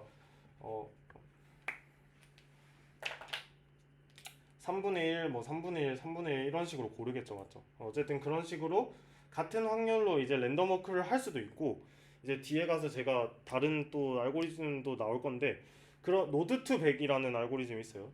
뒤에 가서 어쨌든 설명할 건데, 그 노드 투 백은 어떻게 하냐면 이 네이버후드들에 다 바이어스가 있어요. 그러니까 얘랑 고르는 확률이 동일하지 않은 거예요. 걔는. 그거를 이제 조금 조정을 해서 실제로 이제 그 랜덤 워크 방식을 조금 바꿔서 이제 또 인베딩을 하는 방법론도 있어요. 네, 그런 것들 때문에 이 라지 R이라는 용어가 자꾸 나오는 건데, 어쨌든 그런 식으로 내가 랜덤하게 내 네이버후드를 고르는 그런 어떤 스트레이트지라고 생각하시면 되고, 라지 R은. 그래서 실제로 라지 NRU라고 하는 거는 결국에 U라는 노드에서부터 시작을 해서 내가 랜덤 워크를 이렇게 했을 때 거기 상에 등장한 이제 다른 노드들을 이제 이렇게 네이버후드라고 생각해서 라지 NR이라고 쓰겠다는 거죠, 우리가. 그래서 이제 이 U라는 어떤 이제 이 스타팅 노드에 대해서 라지 NRU 다른 이제 노드들이 나올 확률을 이제 로그 라이클리후드로 해서 이제 쟤를 이제 맥시마이즈 하는 F를 우리가 찾는 게 결국에 우리 학습의 목적이다라고 생각을 하는 거죠. 그래서 여기 보면은 이제 given node U, we want to run feature representation that are predictive of the nodes in its random walk neighborhood large NRU. 그래서 이 우리가 U라는 노드에서 시작을 해서 랜덤 워크를 했을 때 그 이제 그 집합 안에 포함되어 있는 노드들을 얼마나 잘 예측하냐, 그 애가. 그래서 그런 식으로 우리가 피처 러닝을 한다라고 생각을 하시면 됩니다.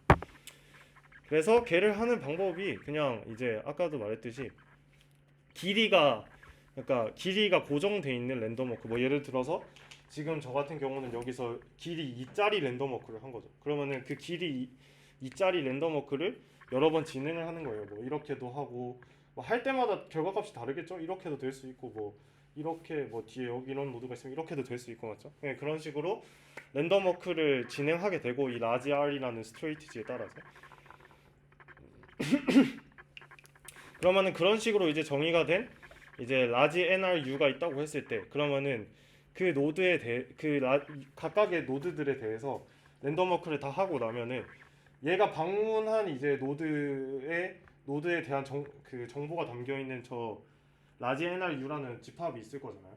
근데 이 라지 NRU가 지금 여기 보면은 멀티셋이라고 돼 있는데 이 멀티셋이라는 말이 같은 원소가 집합 안에 또 들어있을 수도 있다는 거예요. 이게 왜 그러냐면 내가 랜덤하게 고르는 거면 이렇게 갔다가 뭐 길이 3짜리라고 하면 이렇게 갔다가 이렇게 갈 수도 있잖아요, 맞죠?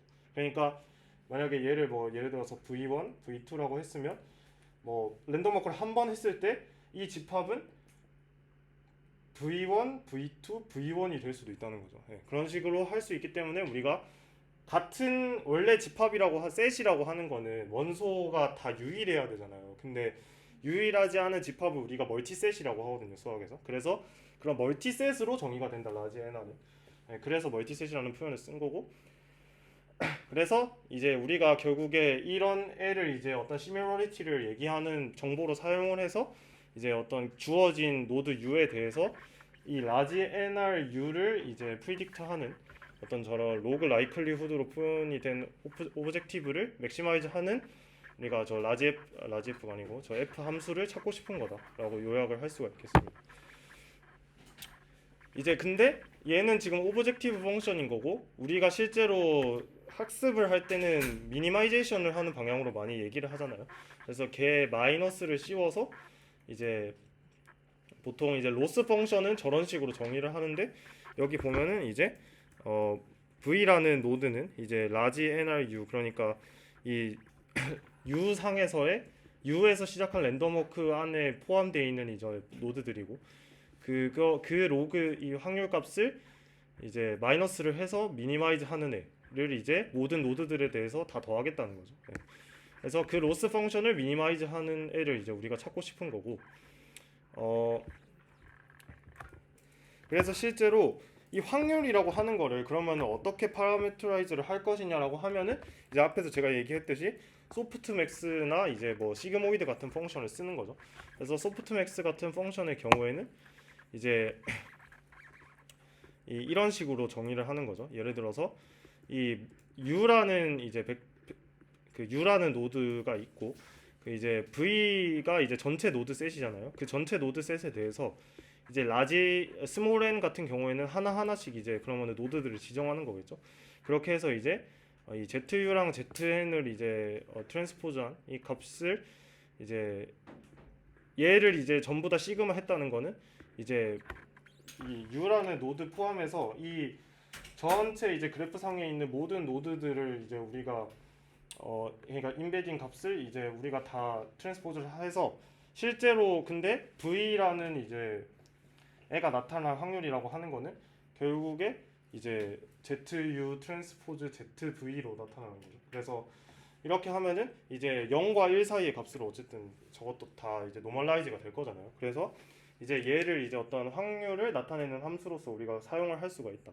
그래서 이 식을 저 그 위에 P에다가 대입을 하는 거예요. 그래서 저렇게 해서 실제 저런 인베딩을 찾는다.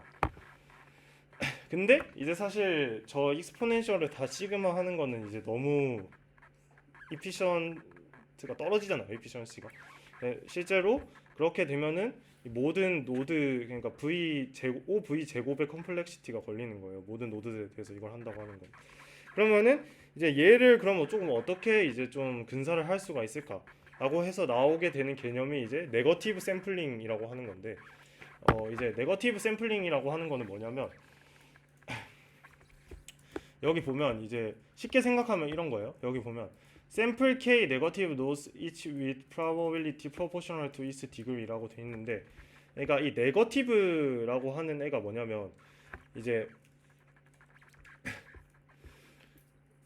그러니까 원래 우리는 지금은 뭘 하고 있었냐면은 이제 얘가 이제 이 어떤 픽스드 어떤 길이의 랜덤 워크를 했다고 했을 때 이제 그 위에 그 우리가 찾고 싶은 이제 뭐 V라는 노드가 존재하냐 안 하냐를 지금은 보고 있는 거잖아요, 맞죠? 그렇게 하려고 하다 보니까 모든 노드들에 대해서 체크를 해야 된다라는 이런 문제점이 있었는데 이제 어떻게 할 거냐면 이제 지금 여기 보면은 이제 저기 라지 P V라고 돼 있잖아요. 저거는 그냥 이 노드 집합 V에 대해서 어떤 일종의 랜덤 디스트리뷰션인데 저게 그럼 여기서 우리가 임의로 노드들을 뽑는 거예요. 임의로 그냥 뽑아서 이제 쟤를 이제 스몰 ni라고 돼 있죠. 그래서 스몰 ni 여기 보면은 그래서 저 ni라는 노드를 내가 임의로 뽑은 거예요. 그래서 이제 잠시만요.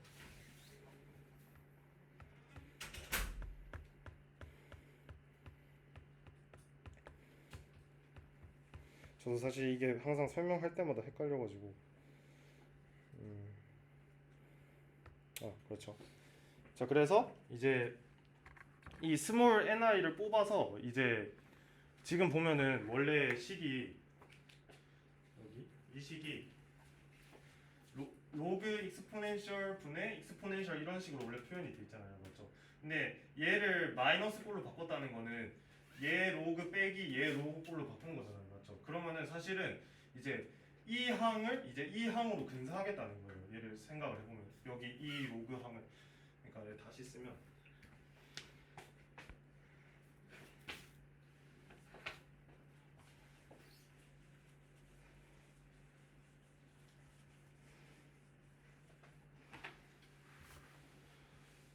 로그 익스포넨셜 z 트랜스포즈 zv 분의 시그마 정상역하고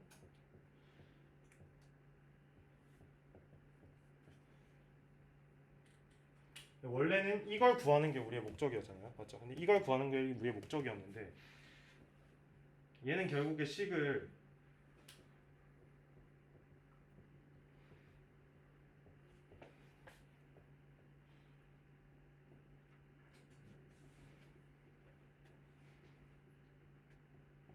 이렇게 근사할 수가 있죠. 이거 근사가 아니고 이건 똑같은 거죠, 맞죠? 이렇게 쓸 수 있죠. 근데 생각을 해보면은 우리는 지금 V라는 노드에 대해서 얘가 U랑 같은 랜덤워크 상에 존재하냐라는 거를 보고 싶은 건데 이 분모에 있는 거는 이제 이런 뭐 예를 들어서 그래프가 막 있을 때 내가 U에서 시작해서 V에 도달하는 확률을 구하고 싶은 건데 만약에 이 그래프가 지금 이렇게 작은 애가 말고 실제 그래프는 데이터가 노드가 몇백만 개씩 있을 거잖아요. 근데 그러면은 실제로 우리가 체크하고 싶은 거는 이 샘플 하나인데 우리가 만약에 이런 식으로 정의를 하면은 다른 모든 노드들에 대해서도 다 체킹을 해야 된다는 거죠. 그러니까 이제 그것 때문에 시간 복잡도가 되게 높았다는 거잖아요. 그걸 막으려고 이제 실제로 이제 그러니까 네거티브 샘플링이라는 말이 애초에 붙은 게 네거티브 샘플이라는 게 우리가 찾고 싶은 샘플은 실제 V인 거고 걔 말고 이제 다른 애들은 실제로는 그럼 다 우리가 원하는 샘플이 아닌 거잖아요, 맞죠? 그래서 걔를 우리가 원하지 않는다고 해서 네거티브 샘플이라고 하는 거예요. 그 네거티브 샘플인데 이제 그 네거티브 샘플은 실제 그래프 상에서는 이 V 빼고는 너무 많으니까 여기서 임의로 랜덤하게 스몰 k개만 뽑아서 걔를 네거티브 샘플로 생각하겠다는 거죠. 그러니까 일종의 근사를 하는 거죠. 그래서 이제 이 V를 제외한 이제 나머지 노드들 중에 이제 이 여기 보면은 그래서 이 PV라는 어떤 이 디스트리뷰션에서 이제 스몰 ni라는 이제 노드들을 뽑은 거고 랜덤하게 샘플링해서 걔들에 대해서만 K개에 대해서만 이제 더하겠다는 거죠. 이제 이거 차이점을 아시겠죠? 그러면 이제 얘는 모든 노드들에 대해서 실제로 계산을 하려고 했던 거고, 근데 걔는 이제 다른 애들도 어차피 다 네거티브 샘플인데 이걸 다 보기에는 너무 복잡하니까 얘에서 몇 개만 뽑겠다. 그래서 몇 개만 뽑은 게 실제로 이런 식으로 바뀔 수 있다는 거죠. 저기 보면. 그래 근데 이제 뭐 이제 익스포넨셜이 지금 이걸로 바뀌어 있잖아요. 이거는 그냥 시그모이드예요, 시그모이드. 그래서 어쨌든 얘도 결국에 프로바빌리티를 설명하는 텀이 되잖아요, 맞죠? 그래서 왜 근데 시그모이드로 바꿨겠어요?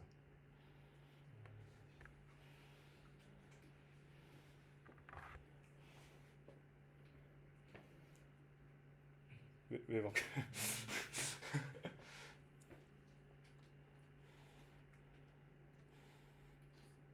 뭐 저도 정확한 이유인지는 잘 모르겠는데 어쨌든 지금 원래 같은 경우에는 이제 이 이 소프트맥스 펑션 자체 얘 자체가 어쨌든 0과 1 사이로 무조건 같이 있는 값이잖아요, 맞죠? 근데 이제 얘를 이런 식으로 근사를 시키면서 이제 전체를 보는 게 아니고 k 개만큼의 샘플만 뽑아왔잖아요. 그러니까 이제 얘가 사실은 이 원래는 이제 이 전체 텀 자체가 0에서 1 사이로 갇히는 의미가 있었는데 이제 얘를 일부분 이렇게 갖고 오면서 이제 익스포넨셜을 쓰기에는 이제 모든 노드들의 중에 그러니까 결국에 확률이라고 하는 게 결국에 모든 케이스들이 있을 때 그 케이스들을 다 고려했을 때 걔 분의 어떤 내가 원하는 케이스 X가 나올 확률 뭐 이런 식으로 보통 많이 쓰잖아요. 근데 그렇게 원래 쓰는데 이제 여기 전체에서 스몰 k에게만 뽑아놓고 그거 분의 그거라고 하기에는 정보가 많이 유실이 됐겠죠. 그래서 저는 뭐 얘를 시그모이드로 바꿨을 것 같다 뭐 이렇게 생각을 했는데 이해를 할 때는 뭐 정확한 이해인지는 모르겠지만 어쨌든 얘도 결국에 시그모이드도 어쨌든 0과 1 사이에 갇히는 값이기 때문에 아무래도 뭐 저렇게 하는 것 같고 그래서 이제 결국에 그러면은 이 스몰 k라고 하는 애도 일종의 하이퍼 파라미터겠죠. 그러면은 랜덤하게 몇 개의 노드를 뽑을 것이냐 네거티브 샘플을 그것도 하이퍼 파라미터가 되는데 실제로는 이제 보통 이 k 값이 거의 5에서 20 정도래요. 실제로 많이 쓰는 값은 굉장히 생각보다 작은데 이게 그래 어쨌든 뭐 이런 결국에 하이퍼 파라미터들은 결국에 일종의 트레이드 오프이기 때문에 뭐 사용자가 정의하기 나름이겠죠. 그래서 결국에 이 K가 높아진다는 거는 그만큼 이제 전체 노드에서 샘플링하는 노드의 개수가 많아진다는 거니까 실제 원래 이제 이 값에는 가까워질 거예요. 맞죠? 그죠? 이 값 훨씬 이제 K를 많이 뽑으면 뽑을수록 이제 네거티브 샘플을 많이 보는 거기 때문에 실제 우리가 예측하고자 하는 값에는 가까워지겠지만 대신 이제 그만큼 계산량 자체가 높아지는 거니까 일종의 어쨌든 그것도 트레이드 오프겠죠. 그래서 이 네거티브 샘플링 기반의 방법을 보통 많이 써요. 네, 제가 본 대부분의 어떤 그래프 관련 논문에서는 네거티브 샘플링을 해서 보통 많이 하고 그래프 자체가 굉장히 라지 스케일 데이터이기 때문에 그래서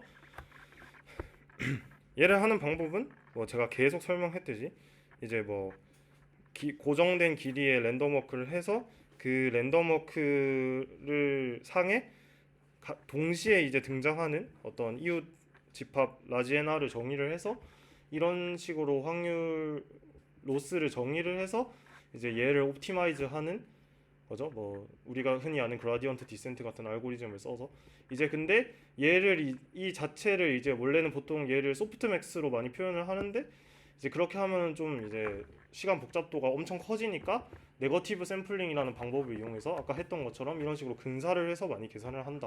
네, 네 그렇게 되는 거죠. 네, 혹시 여기까지 질문 있으신 분 있나요?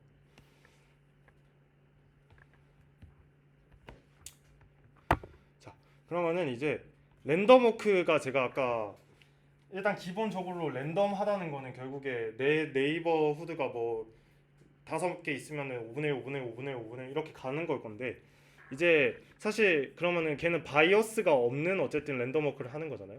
예, 그런 방법론은 보통 딥워크라고 해요. 딥워크. 예, 논문 이름 자체가 아마 딥워크라서 그런 이름이 붙었던 것 같은데 근데 사실 그 딥워크라고 하는 방법론 말고도 얘를 조금 제너럴라이즈한 방법이 있어요. 그건 뭐냐면 이제 이 어떤 네트워크 상에서 이 얘가 결국에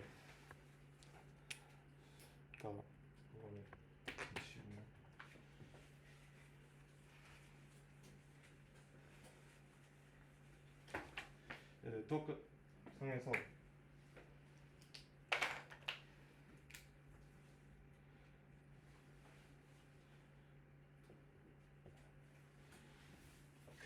지금 우리가 하고 있는 거는 랜덤 워크를 했다는 거는 이 U라는 노드를 기준으로 시작을 해서 완전히 랜덤하게 그냥 네이버를 고르는 거잖아요. 근데 지금 이제 제가 지금부터 소개할 노드 투 벡터라는 이 노드 투 벡이라는 알고리즘은 이제 이 랜덤 워크를 이제 각각의 엣지에다가 파라미터를 둬서 다른 확률로 랜덤 워크를 해요. 그러면 이제 어떤 효과가 일어나냐면 이제 그냥 설명하면서 같이 봅시다. 이거를 지금 먼저 설명하기에는 애매해서 그래서 노드2 벡터라고 하는 이제 알고리즘은 기본적으로 이 바이어스드 랜덤 워크를 한다. 제가 아까 계속 설명했듯이 이 엣지에 어떤 파라미터가 있어서 얘를 바이어스가 있는 이제 랜덤 샘플링을 진행을 하는데 이제 그렇게 해서 얻는 장점이 뭐냐면 이 그거를 통해서 우리가 조정을 할 수가 있어요, 사용자가. 그러니까 내가 랜덤 워크의 바이어스를 둬서 내 주변에 있는 애를 많이 볼 것이냐 아니면은 이제 내가 얼마나 다른 애들이랑 연결되어 있는지 멀리 볼 것이냐. 그러니까 이게 어떤 얘를 로컬한 뷰인 거고 얘가 어떤 글로벌한 뷰인 거죠. 그래서 실제 용어에서도 논문에서 어떤 용어를 쓰냐면 실제로 BFS, DFS라는 용어를 써요. 그래서 내가 이 로컬한 네이버후드를 많이 보겠다라고 하는 거는 BFS라는 용어로 쓰고 이 글로벌한 애를 많이 보겠다고 하는 거는 DFS라는 용어로 써요. 실제로 그래서 이 랜덤 워크를 하는 과정에서 U라는 애는 이제 빨간색 방향으로 간다는 거는 BFS 방식으로 이제 보겠다는 거고 실제로 파란색으로 간다는 거는 DFS 방식으로 보겠다는 거죠. 그래서 이런 식으로 바이어스드 된 랜덤 워크를 하는데 실제로 걔를 어떻게 하냐면 이제 그래서 제가 다 설명을 했는데 어쨌든 이 U라는 주어진 노드에 대해서 이 네이버후드를 정의하는 방식이 이렇게 두 가지가 있는 거죠. 어떤 이제 로컬한 뷰를 그래프에서 로컬한 스트럭처를 뽑아내는 이런 BFS랑 이제 어떤 글로벌한 그 어떤 스트럭처를 뽑아내는 DFS라는 두 개의 방법이 있는 건데 이제 그걸 어떻게 조정을 하냐 그러면 그 확률을 그래서 이런 식으로 하는 거예요. 여기 보면은 이제 자 어떤 랜덤 워크를 해서 이제 얘가 지금 이제 S1에서 W로 이동을 해서 현재 노드가 이제 W라고 생각을 해봅시다. 그러면은 이제 W는 W의 네이버후드가 그려고 이렇게 돼 있다고 쳐볼게요. 그러면은 이제 그럼 이제 얘가 할 수 있는 이제 랜덤 워크가 뭐 S1으로 다시 돌아갈 수도 있는 거죠, 맞죠? S1으로 다시 돌아갈 수도 있고 S1에서 더 멀어질 수도 있고 S1과 같은 디스턴스에 있는 얘로 이제 갈 수도 있는 거죠. 네, 이렇게 세 가지로 우리가 구분을 한다고 생각을 해보면은 이제 이 각각의 엣지에다가 이런 파라미터를 두는 거예요. 이제 P분의 1, Q분의 1, Q분의 1, 1, 1이라고 돼 있는데 이제 내가 왔던 방향으로 돌아가는 애는 이제 P라는 파라미터를 이용해서 이 바이어스를 주고 그 다음에 같은 디스턴스에 있는 애는 이제 같은 그 거리니까 어차피 1을 주고 그 다음에 이제 Q 내가 이제 S1에서 W로 왔는데 이 내가 실제로 온 곳보다 더 멀어지는 방향으로 이제 이동하는 거에는 이제 Q라는 파라미터를 여기다가 준 거죠. 그래서 지금 보면은 이제 P는 리턴 파라미터라고 되어 있고 Q는 워크 어웨이 파라미터라고 되어 있잖아요.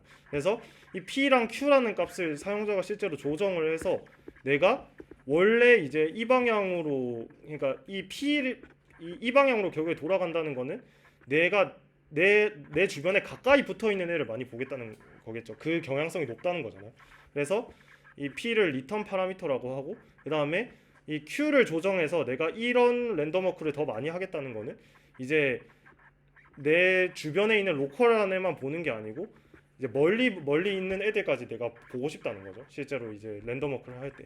그래서 이런 거를 조정을 해서 이제 확률적으로 얘가 랜덤 워크를 한다. 그래서 지금 보면은 근데 어쨌든 이 P분의 1, Q분의 1이라는 이런 값을 배정을 해도 얘는 일단 노멀라이즈 돼 있는 프로버빌리티는 아니니까 그래서 얘를 이제 노멀라이즈 해주는 거죠. 그래서 이제 뭐 어떤 노멀라이즈 방법을 사용해서 이제 얘 전체 합이 1이 되게 만들고 그래서 그렇게 노멀라이즈한 프로버빌리티로 이제 실제 랜덤 워크를 하는 거죠. 그래서 뭐 얘로 이동할 확률이랑 얘로 이동할 확률이랑 얘로 이동할 확률이랑 얘로 이동할 확률이 다 다른 거죠. 워크를 할 때. 그래서 이 만약에 P라는 값이 만약에 낮으면은 이제 이 확률 값이 아무래도 높아지겠죠. 그러니까 이제 BFS like work를 할 수 있는 거고 Q 값이 이제 낮아지면은 이제 이 값이 커질 거니까 이제 DFS like work를 하게 되는 거죠. 그래서 이런 식으로 내가 그 다른 노드로 이동하는 확률에 이제 어떤 바이어스를 줘서 이제 실제로 사용자가 어떤 추출하고 싶은 어떤 스트럭처 정보를 자기 마음대로 뽑아낼 수 있게 그런 식으로 랜덤 워크를 하는 게 이 노드 투 벡터라는 알고리즘이라고 생각하시면 될 것 같습니다. 그래서 뭐 똑같고요. 그 랜덤 워크를 그런 식으로 하는 거지. 그렇게 해서 벡터 인베딩을 구하는 방법은 앞에서 했던 거랑 완벽히 동일하겠죠. 그냥 제가 지금 말려드린 이 노드 투 벡은 이제 실제로는 이 라지 R을 바꾼 거겠죠. 그러면 맞죠? 이 스트레이트 G를 바꾼 거고 이 똑같은 방법론을 완벽히 적용하면은 실제로 똑같은 이제 인베딩을 학습할 수가 있겠죠. 네, 그래서 걔를 우리가 이제 노드 투 벡터라고 한다라고 생각하시면 됩니다.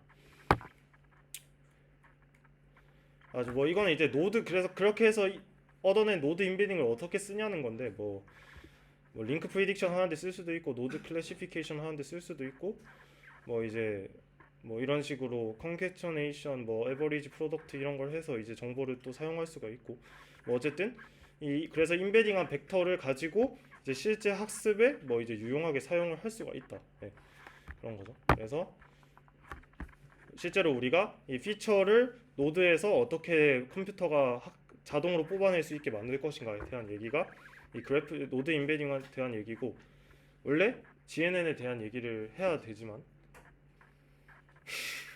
시간이 애매하죠. 네, 24분인데 이거는 제가 시험 끝나고 녹화를 해서 공유를 해드리겠습니다. 네, 제가 중간고사 끝나고 녹화를 해서 공유를 해드리고 뭐 보고 싶으신 분은 보시면 될 것 같아요. 그래서 진짜 짧게 5분 만에 설명을 해드리면 GNN 5분도 아니고 1분 만에 설명할 수 있어요. GNN이라는 구조는 그냥 아까 우리가 앞에서 했던 이 Z라는 얘를 왜 쉘로우 인코딩이라고 부르냐면 얘를 이제 얘를 하나의 레이어라고 생각하고 걔를 막 쌓아서 딥 인코딩으로 만드는 거예요. 그래서 이제 그래서 이게 지금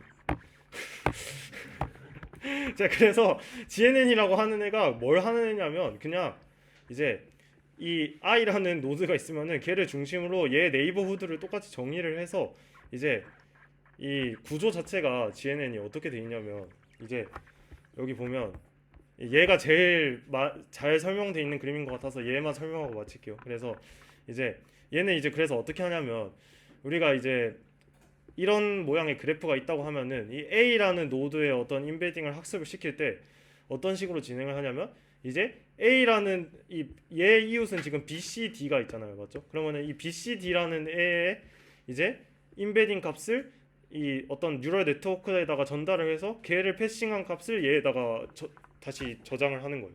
네. 근데 그 BCD라는 애는 또 A랑 C랑 이웃으로 돼 있으니까 얘도 뉴럴 네트워크 하면 또 여기 저장이 되고 그러니까 그거 레이어를 엄청나게 많이 쌓는 거죠. 이런 식으로. 네. 그걸 반복하는 거예요, 그냥. 그래서 이제 이 실제로 그래서 뭐 수식이 이런 식으로 되는데 이제 그냥 약간 이 GNN 그 방법론 중에서 이제 그래프 세이지라고 하는 방법론이 있는데 이제 걔는 그래서 뭐 이게 실제 논문에 있는 알고리즘이거든요. 그래서 이제 뭐 얘는 그냥 뭐 어떤 느낌이냐면 지금 보면 이제 XV라고 하는 애는 이제 실제로 이제 우리가 이 H라는 애가 ZV라는 애가 우리가 이제 학습시킬 노드 인베딩인 거고 이제 XV라고 하는 애는 이제 그러면은 이제 뭐 이런 구조로 학습을 시키면은 일단 이니셜한 어떤 노드 벡터 값이 있어야 될 거 아니에요, 각 노드마다. 왜냐면 여기서 얘 보낼 정보가 없으면 학습을 시킬 수가 없잖아요, 맞죠?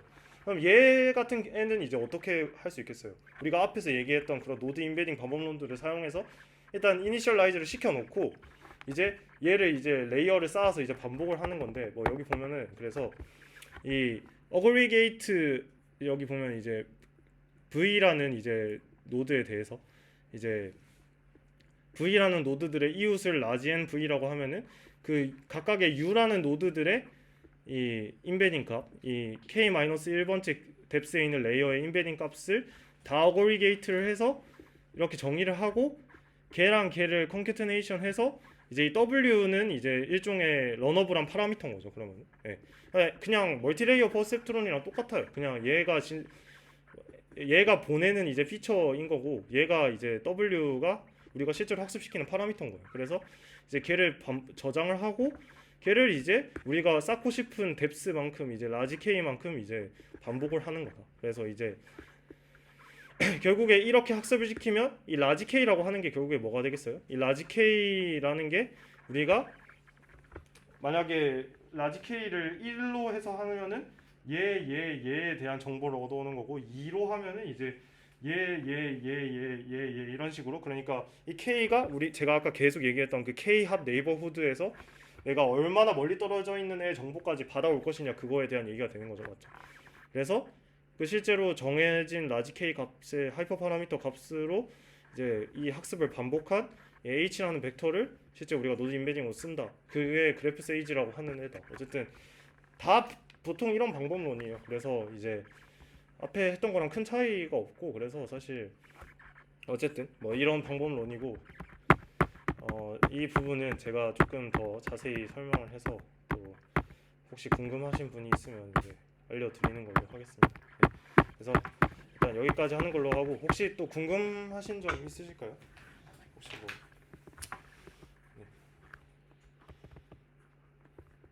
네, 없으시면 여기서 마치는 걸로 할게요. 네.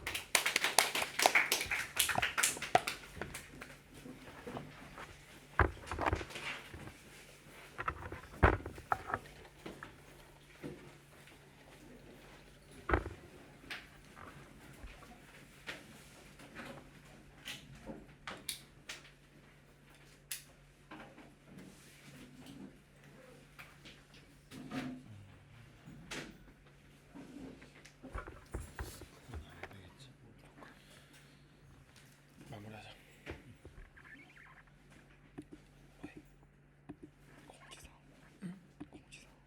잠깐만 이거 왜 이래? 뭐지 이거?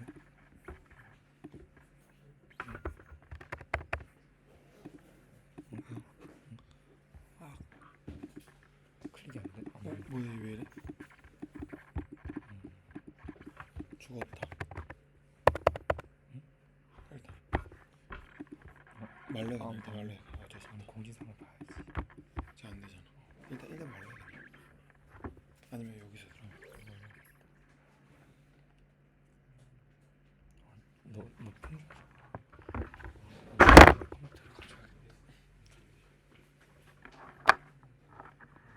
너 걸로 할래? 나 폰에 계정만 등록이 안 돼 있어. 너 걸로 할래?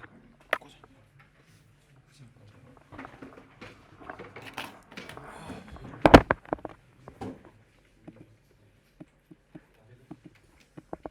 이게 뭐지?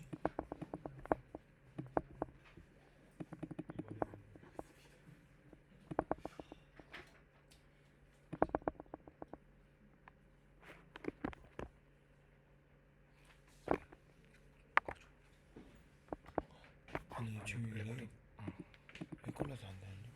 일단 바꿔. 첫 번째로 공지드릴 거 유니디 그 민재원님만 신청하셨었는데 민재원님이랑 김성찬님 신청하셨었는데 혹시 더 신청하실 분 지금 최종적으로 수업 받을 예정이라 혹시 더 있으신가요? 이제 나가실 분? 없으면 없는 걸로 하겠습니다. 그리고 아까 말씀드린 대로 그 링크 들어가셔서 한 번 더 보여드리면 여기 링크 리뷰 들어가셔서 여기 오해가 생길 건데 이 링크나 제가 쓴 거 살펴보셔가지고 강의 내용 요약이나 뭐 강의에 대한 인상 또는 바라는 점 이런 거를 주로 써주시면 되고 이 정도로 리뷰 써주시면 좋을 것 같고, 만약 질문 있으시면 질문 써주시고 답변도 그 다음 정기 세미나까지 강의자가 달아오는 걸로 할 예정입니다. 그래서 리뷰는 이번 주 일요일까지 쓰는 걸로 할게요. 넘버스 드릴 테고 오늘 강의 자료도 클릭하셔서 세미나 들어가시면 여기 강의 자료도 이제 앞으로 이 노션 페이지로 공유할 예정이니까 그렇게 알고 계시면 될 것 같습니다. 자료도 좀 오늘 안에 올려드릴게요. 이상으로 정기 세미나 마치도록 하겠습니다. 감사합니다. 왜 이러지?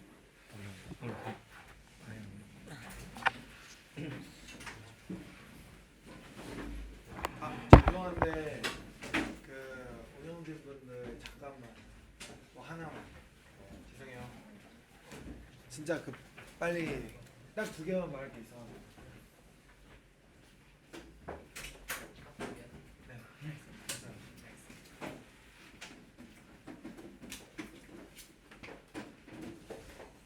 그 저희 그 시험 끝난 다음에 저번에 한번 세미나 회의할 때 얘기했었는데 저희 커리큘럼 만드는 과제가 있잖아요.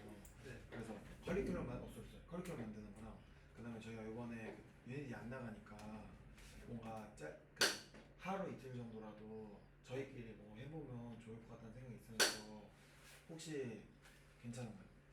그래서 그 운영진을 2개로 나눠서 진행을 하면 어떨까 생각하는데. 운영진 내에서 팀을 분리한단 말이에요. 운영진에서 운영진 팀이랑 커리큘럼 팀으로 분리해서 커리큘럼 팀은 커리큘럼을 전담하고 운영진 팀은 그 외 운영을 전담하는 식으로 그래서 분리할 11월 안에 11월 시험 끝나고 나서 11월에 2가지 다 약간 하고 마무리하는 식으로 하려고 하는데 어떠신가요? 아주 좋습니다. 오케이. 그러면은 오늘 팀을 나눌까요? 아니면은 그 지금 지원 받아가지고 팀만 일단 나눌까요? 아니면은 좀 끝나고 나서 할까요? 끝나고 나서 해도 안 늦을 것 같아요. 그럼 그것만 일단 그렇게 하는 거.